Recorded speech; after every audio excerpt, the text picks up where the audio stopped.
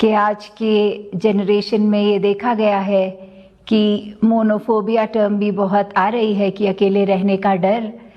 खास करके जो यूथ हैं कि कुछ दिन अकेले रहना पड़ता है और अगर कोई इंटरनेट नहीं, कोई गैजेट नहीं, तो वो बहुत ही अपने आप को बेचैन फील करते हैं। और साथ ही एक वो जो टर्म है FOMO, fear of missing out,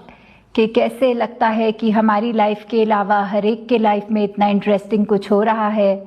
लगता है ओ कोई नए आर्टिस्ट ने कोई गाना निकाला, मैंने अभी तक नहीं देखा, उसके इतने व्यूज़ हो गए हैं, तो मन की बेचैनी आनी। या कोई नई मूवी आ रही है, उसका ट्रेलर निकल गया है, मेरे सब दोस्तों ने देख लिया है। तो ऐसे छोटी छोटी चीज़ें जो आजकल ऐसे लगता है कि किसी की ज़िंदगी में हमसे ज़्यादा कुछ इंटरेस्टिंग हो रहा है। पर बात तो वही है, ज़िंदगी सबकी उसी पर आधारित अगर रखें इस निरंकार पे, तो कितनी स्थिर होगी। नहीं तो हाल हमारा भी वैसा कि एक कहानी है जो बंदर मटके में पानी भरा हुआ था और झांक के देख रहा था नीचे मटके में, तो एक पेड़ पे लटके अंगूर उसको दिख रहे थे और उसको लग रहा था कि ये मटके के अंदर पड़े हैं। वो कभी अपना हाथ डाले, कभी अपना मुंह अंदर डाले, पर वो अंगूर उसके हाथ नहीं लग रहे थे। तो कैसे ये बस एक रिफ्लेक्शन थी जो ऊपर अंगूर की, जो उसके उस गमले में आ रही थी, पर ये इल्यूजन ये उसको इतना भ्रमित कर रही थी कि उसने वो मटके के अंदर दिखने वाले अंगूर को असली अंगूर माना और ऊपर देखकर पेड़ की ओर देखा तक नहीं कि वो असली तो वो है, सच्चाई तो वो है। तो कहीं हमारा हाल भी ऐसा नहीं हो रहा कि इस निरंकार को जानने के बाद, ब्रह्म ज्ञान लेने के बाद भी हम ऐसे छोटे छोटे इल्यूजन्स, डर, ऐसे भ्रमों में अटक गए हैं, अपने आप को फंसा के रखा है कि बिल्कुल चैन नहीं है, वो स्थिरता नहीं है, वो हमेशा एक बेचैनी सी रहनी कि हम अपने जीवन में बहुत मिस कर रहे हैं करना, ये ऐसा भी कर ले, वैसा भी कर लें। भाग दौड़ की दुनिया बना ली है हमने अपनी जैसी। तो किस तरह हम अपने आप को ऐसा बना लें कि ये जो निराकार है उस पे आधार रखे, अपना विश्वास रखे, फिर स्विमिरन से भी एक बहुत ही शांति, एक स्थिरता आएगी। अपने मन को मजबूत करने के लिए ये नेगेटिव थॉट्स जहाँ हमें हटाने होंगे, एक पॉजिटिविटी लानी होगी। और जो सबसे बड़ी बात कि ऐसे हमें अपने लाइफ में एक कंटेंटमेंट की बात रखनी कि ये ना लगे कि जो है वो अधूरा मिला है, क्योंकि जब ये निराकार पूरा है, इसने हमारी जीवन में हमको सब कुछ पूरा ही दिया है जो हमारे हिस्से का है। आत्ममंथन करते हुए हर पल खुद को ही तराजू में रखते हैं संत कि कहीं हम तो गलत नहीं जा रहे, दूसरे की नहीं देखना जीवन उस तरह की वो सही कुछ कर रहे हैं कि नहीं, पर क्या हम कर रहे हैं सही या नहीं कर रहे। तो संतों को एक वो भी झिझक नहीं होती कि यहाँ ईगो नहीं हर्ट होती, पता है गलती हुई तो अब सवारेंगे भी, वो जिम्मेवारी लेना, वो चेतनता। तो हर कोई अपने जीवन में भक्ति से युक्त होते रहे, एक दूसरे की बात को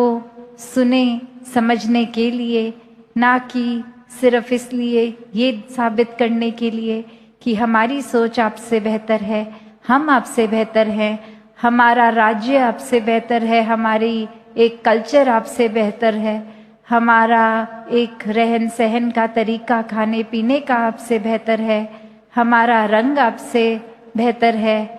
हमारी ओरिएंटेशन आपसे बेहतर है। नहीं, सब में ही परमात्मा का रूप है, सभी एक समान हैं।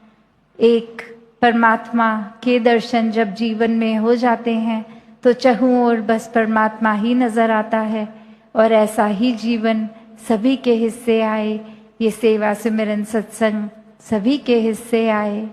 और जहाँ ये रूप के ये समागम के तैयारियों की भी आज बात चली कि कैसे इतने समय से, महीनों से सब यहाँ सेवा में योगदान दे रहे हैं, जो आ सके वो भी, जो नहीं आ सके उनका भी सेवा का भाव परवान। तो हर कोई इसी तरह सेवा सिमरन सत्संग के रंग में रंगता जाए और गहराई से ये चाहत खुद ब खुद आए, किसी को कहने की ज़रूरत ना पड़े कि आपके जीवन में सत्संग की कमी हो रही है, जाया करें सत्संग, पर खुद को ही उस तरह से, जिस तरह जब हमें प्यास लगती है तो किसी को कहना नहीं पड़ता कि आपको प्यास लगी है, वो पानी हमें खुद ही पता लगता है, शरीर को ज़रूरत है। उसी तरह ये रूह की खुराक, ये सत्संग, ये संतों का संग, जब जब फिर ये इसकी भी अगर जीवन में पहली बात तो कमी हो ना, और अगर हो भी तो कैसे खुद को ही ये निराकार से जब जब जोड़ेंगे, ये भी एहसास आएगा कि जीवन में ये संतों का संग कितना ज़रूरी, ये सुमिरन, ये सेवा भाव कितना ज़रूरी। तो दातार कृपा करे हर एक पे कि सेवा सुमिरन सत्संग के एक लगन में भक्ति की एक अवस्था हर एक को प्राप्त। कैसे हमने देखा कि ये एक किसी को कोई ज़रूरत होती है, चाहे वो खाने के लिए हो, चाहे वो ब्लड की बात होती है। इससे हमारे ब्लड डोनेशन कैंप्स भी आप सब जिसमें हिस्सा बनते हैं, तो कैसे ऐसे भी मानव होते हैं जो सिर्फ एक अच्छाई के मार्ग पे जीते हैं, अपने आप को पीछे करके संसार के हर मनुष्य को अपना ही रूप जानकर उनके लिए हमेशा अपने आप को ना स्वार्थ एकदम अर्पण कर देते हैं। जैसे एक शायर ने भी कहा है, जानवर, आदमी, फरिश्ता, खुदा, आदमी के हैं सैकड़ों किस्म, कि कैसे वो एक ही आदमी है जो अपने रूप बदल लेता है। आदमी का हम ये भी बोल सकते हैं कि ये इंसान इतना अच्छा, इतना परोपकारी, इतना मददगार, ये तो हमारे वक्त में ऐसे हमारे काम आया, उसको फरिश्ता भी बुला लेते हैं। एक आदमी जहाँ वो इतना एक उसका व्यवहार खराब, तो उसको हम सीधा जानवर भी बोल देते हैं कि ये इंसान नहीं जानवर है। तो कैसे एक इंसान के पास चॉइस है कि वो एक्सट्रीम से एक्सट्रीम सिचुएशन तक अपने आप को कैसा भी बना सकता है। तो वो चेतनता, एक हमारी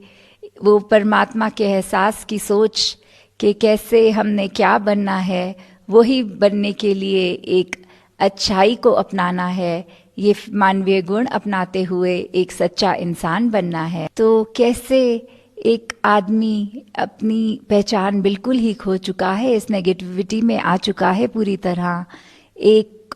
सेल्फिश होकर, एक अपने ही बारे में अपने लिए महान सोच रखकर अपना फ़ायदा ही फ़ायदा सोचना, और दूसरे का चाहे कितनी भी मजबूरी हो उसमें उसका कैसे और फ़ायदा उठा सके, ऐसे राह पे चल सका है। तो ये राह से कैसे उस आदमी को निकाल कर एक अच्छी दिशा में लेकर जाया जाए, तो वो आप सब संत जो हैं, ये एक संतमति वाले ऐसे संतों का ही संसार में फिर इस जगह बहुत बड़ा रोल होता है